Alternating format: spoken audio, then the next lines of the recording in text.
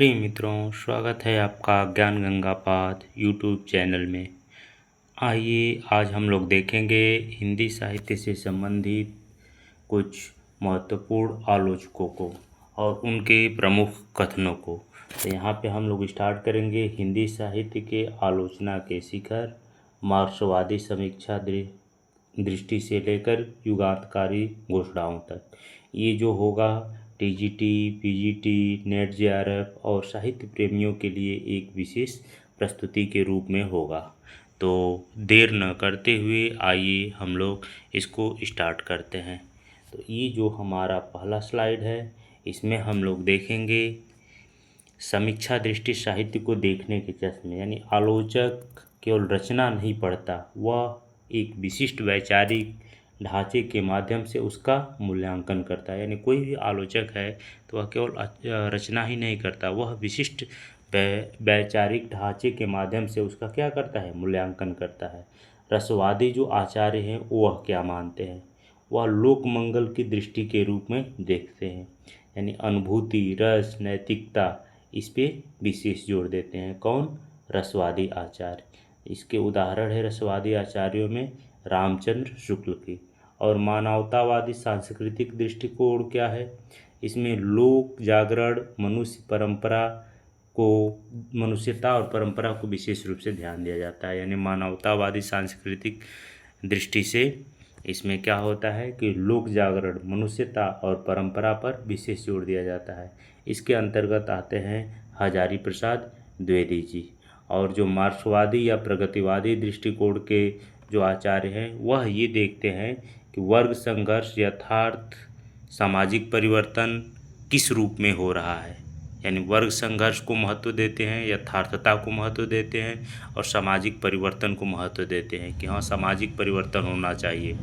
इसके जो प्रमुख आचार्य हैं रामविलास शर्मा जी हैं। आगे बढ़ते हुए हम लोग ध्यान देंगे कि प्रगतिवादी समीक्षा का जो जन्म होता है 1936 से होता है।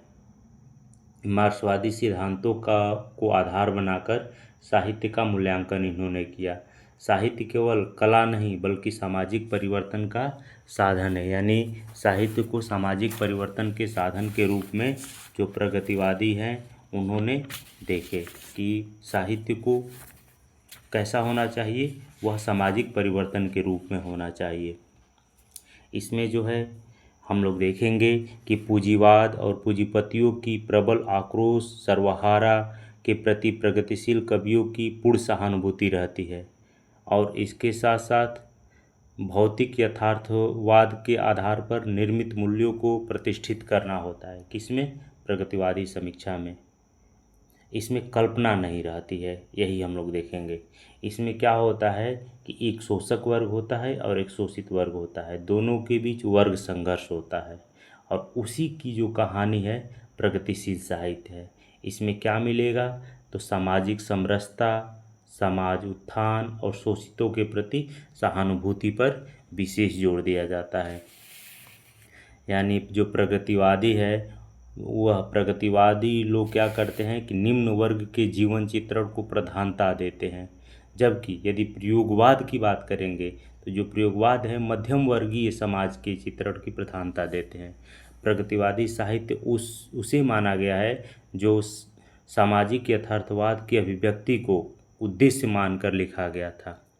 इसमें हम लोग ये देखेंगे कि जो प्रगतिवादी है तो यह प्रगतिवाद कहिए या फिर समाजवाद कहिए, चाहे साम्यवाद कहिए, चाहे यथार्थवाद कहिए, चाहे पदार्थवाद कहिए, सब एक ही है।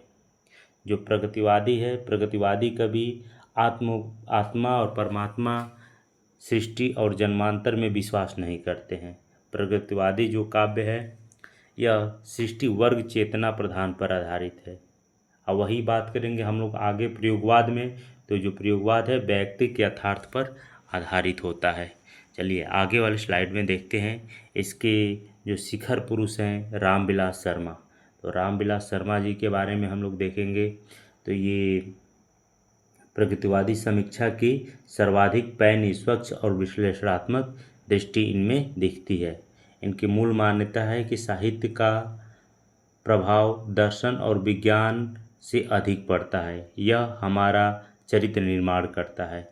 जो इसकी विचारधारा है यह एक है पार्टीजन की, यानी पार्टीजन करना, साहित्य बनने की वकालत करते हैं जो अगली पीढ़ियों के लिए मूल्यवान हो। इसका स्वभाव क्या है कि असहमति पर निर्मम प्रहार किया जाता है। वे समझौतावादी समीक्षक नहीं है, यानी ये लोग समझौता नहीं करते हैं। फिर आगे हम लोग देखते हैं शर्मा जी का मूल्यांकन वास्तुशिल्प के रूप में, यानी जो हिंदी नवजागरण है इसमें सामाजिक यथार्थता दिखाया गया है, यानी साहित्य को वर्ग भेद पर आधारित समाज की पहचान होनी चाहिए। दूसरा है सामंती विरोधी मूल्य होना चाहिए, यानी इसमें लोक संस्कृति और शोषितों के पक्षधर साहित्य होना चाहिए। और भाषा एक हथियार के रूप में माना गया है, यानी लेनिन के आदर्श पर भाषा के प्रतिमानी शक्ति पर प्रहार किया गया है। मार्क्सवादी सिद्धांत और वर्ग संघर्ष पर विशेष रूप से जोर दिया जाता है इसमें। फिर अगले स्लाइड में देखते हैं हम लोग, इसमें जो है जो प्रमुख दिग्गज हैं उनका हम लोग मूल्यांकन करेंगे। जैसे निराला जी, तो निराला जी की कृति है निराला की साहित्य साधना। उसमें इन्होंने बताए हैं कि जो प्रामाणिक जीवन विवरण के साथ साथ उनके काव्य शिल्प और संघर्ष का उद्घाटन करता है। फिर रामचंद्र शुक्ल हैं, तो उनकी कृति रामचंद्र शुक्ल और हिंदी आलोचना। इसमें इन्होंने ये बताते हैं कि शुक्ल जी की हृदय लोक में लीन होने कसौटी की प्रशंसा, किंतु उनके अंतर्विरोधों को उजागर किया गया है। और वहीं बात किया जाए तुलसीदास जी की, तो इनकी जो रचना है तुलसी के सामंत विरोधी मूल्य, उसमें जो इन्होंने बताया है कि सिद्ध किया कि, मतलब इस रचना में उन्होंने ये सिद्ध किए हैं कि तुलसी शोषितों और विरोधी और शोषितों के साथ हैं, क्योंकि उन्होंने स्वयं शोषण झेला है। एक समीक्षक की लेखनी के रूप में हम लोग इसको देखेंगे, यानी जो आक्रामकता है यहाँ से प्रारंभ होता है, यानी आक्रामकता तेवर प्रतिकूल विचारों पर निर्मम प्रहार है। और जो परिवर्तित समय है, समय के साथ कैसे वह बदलता है, यानी यहाँ पे आकर के संयम विवेक और संतुलित आक्रोश में कमी होती है, ये देखने के लिए मिलता है। प्रयोगवाद का पूर्ण तिरस्कार, यानी शर्मा जी प्रयोगवाद और नई कविता के घोर विरोधी रहे हैं। अज्ञेय के तार सप्तक में स्थान पाने के बावजूद इन्होंने इसे विषय वस्तु में निकम्मापन और निरुद्देश्यता कहा है। कौन? शर्मा जी ने। फिर आगे हम लोग देखते हैं, यहाँ हम लोग देखेंगे कि जो हिंदी आलोचक रहे हैं उनकी क्या मान्यता रही है। रसवादी आचार्य रामचंद्र शुक्ल की यदि बात किया जाए तो लोक मंगल की कामना पर विशेष जोर देते हैं। नागेंद्र हैं तो सौंदर्य शास्त्र और मनोवैज्ञानिकता पर जोर देते हैं। आचार्य हजारी प्रसाद द्विवेदी हैं, मनुष्य ही साहित्य का लक्ष्य है, मनुष्य ही साहित्य का लक्ष्य मानते हैं। कौन? हजारी प्रसाद द्विवेदी जी। वहीं नंद दुलारी वाजपेयी की बात किया जाए तो सौष्ठववादी आचार्य ये कहे जाते हैं। और मार्क्सवादी आधुनिक की बात किया जाए तो डॉक्टर रामविलास शर्मा वर्ग संघर्ष पे भी विशेष जोर देते हैं। डॉक्टर नामवर सिंह आधुनिक मार्क्सवादी हैं और बच्चन सिंह नवीन विद्रोही दृष्टिकोण इनमें दिखाई देता है। और इसको हम लोग तुलनात्मक रूप में अध्ययन करेंगे। जैसे रामचंद्र शुक्ल हैं तो इनका जो मूल दर्शन है यह है लोक मंगल की साधना अवस्था। लोक मंगल की साधना अवस्था किसका है? तो रामचंद्र शुक्ल का है। वहीं बात करेंगे हम लोग हजारी प्रसाद द्विवेदी जी का। तो जो हजारी प्रसाद द्विवेदी हैं उनका जो मूल दर्शन है मनुष्य और लोक जागरण। लेकिन रामविलास शर्मा का मूल दर्शन क्या है? मार्क्सवाद एवं सामाजिक यथार्थ। और फिर देखेंगे रामचंद्र शुक्ल का तुलसीदास पर क्या दृष्टिकोण है। तो तुलसीदास के बारे में इन्होंने कहते हैं रामचंद्र शुक्ल की धर्म और मर्यादा के रक्षक हैं। कौन? तुलसीदास। रामचंद्र शुक्ल का कथन है। वहीं हजारी प्रसाद द्विवेदी का तुलसीदास पर कथन है कि सामंजस्य की विराट चेष्टाकार हैं। कौन? तुलसीदास। यानी जो तुलसीदास हैं हजारी प्रसाद द्विवेदी के दृष्टिकोण में सामंजस्य और विराट के चेष्टाकार हैं। वहीं बात किया जाए रामविलास शर्मा की, तो रामविलास शर्मा जो हैं तुलसीदास पर बताते हैं कि सामंत विरोधी और शोषितों के पक्षधर हैं। कौन? तुलसीदास हैं। और फिर इनकी आलोचना शैली देखेंगे तो रामचंद्र शुक्ल की आलोचना शैली है अधिकारपूर्ण है, निर्णयात्मक है और व्यंग्यात्मक है।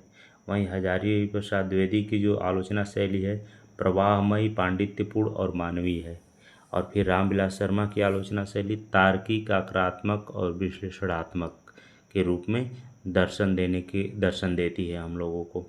फिर आगे हम लोग देखेंगे युगों पर समीक्षा दृष्टि भक्ति काल, यानी तुलसीदास उत्तर भारत के समग्र जनता के हृदय मंदिर में पूर्ण प्रेम प्रतिष्ठा के साथ विराज रहे हैं। ये रामचंद्र शुक्ल का कथन है। शुक्ल जी तुलसी को लोक हृदय का सर्वोच्च कवि मानते हैं। जो रामचंद्र शुक्ल हैं या तुलसीदास को लोक हृदय का सर्वोच्च कवि किसको माना जाता है? ये तुलसीदास को।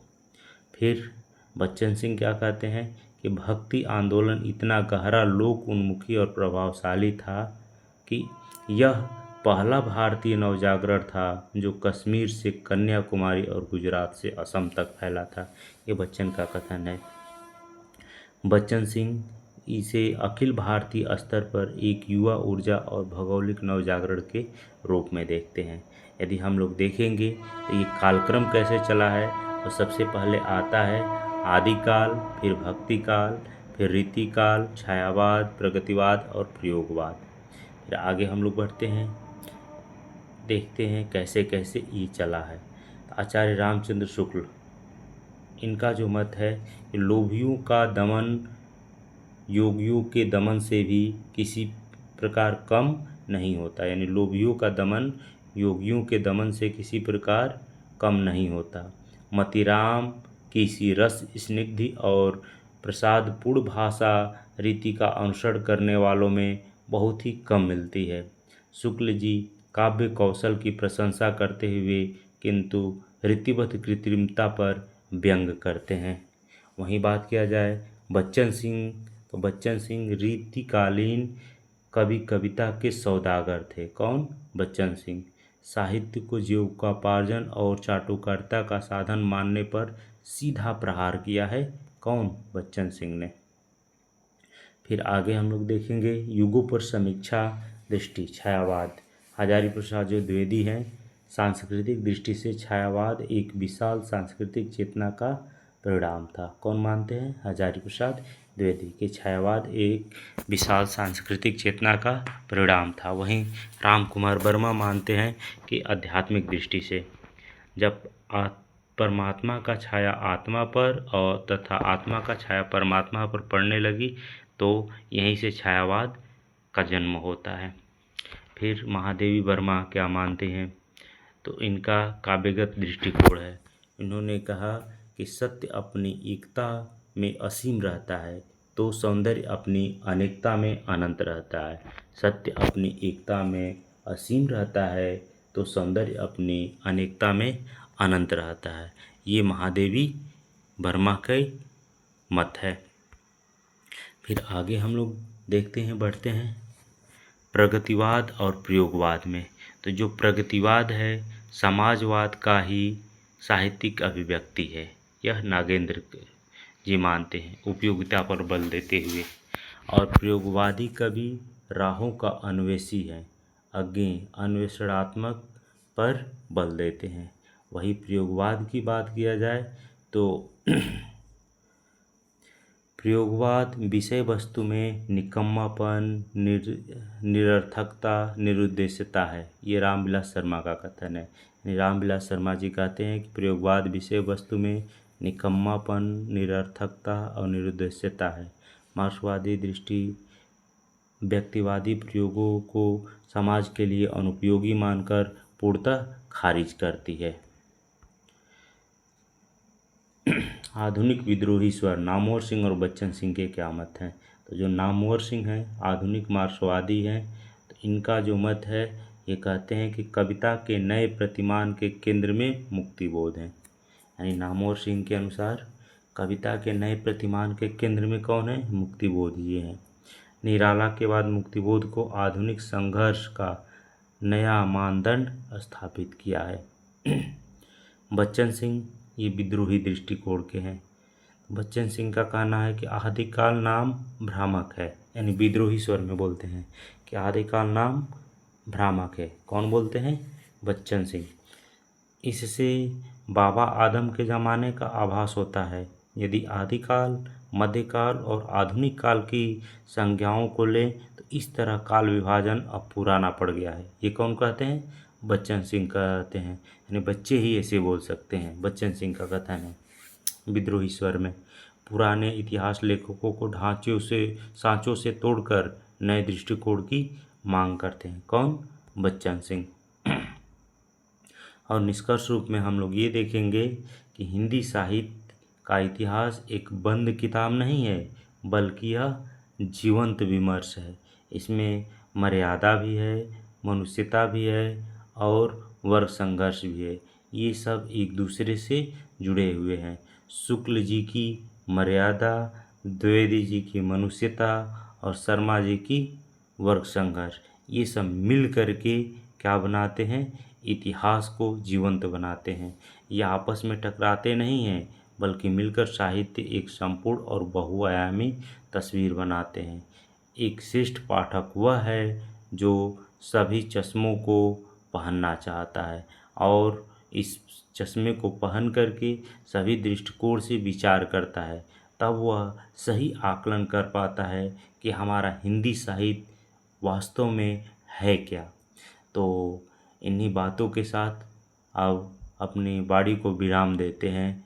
धन्यवाद मित्रों। यदि आपको ये अच्छा लगा हो तो आप लोग इसे लाइक और सब्सक्राइब करें। धन्यवाद।